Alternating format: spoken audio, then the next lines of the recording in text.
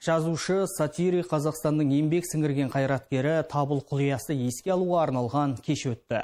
Әдеби тұлға Ойыл ауданының Қаракөл ауылында дүниеге келген. Ойыл аудандық газетінде бастау алған еңбек жолы Көкшетау Правдасы, Жамбылдық еңбек туы газеттерінде жалғасты. Сондай-ақ телерадио саласында еңбек етті.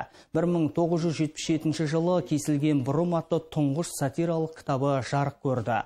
Сауда сақал сипағанша, қоңыраулы күлкіграмма, құйын атты сатиралық кітаптары, Дүние дәурен, ізет сияқты очерктер мен Жиенғали Тілепберген туралы аңыз ізмен романы басылып шықты.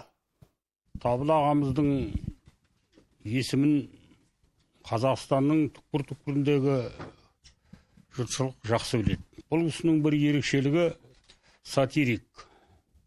Оның бер жағында сатираның ең уытты жанрларының бірі фельетон жазуды шебер меңгерген адам.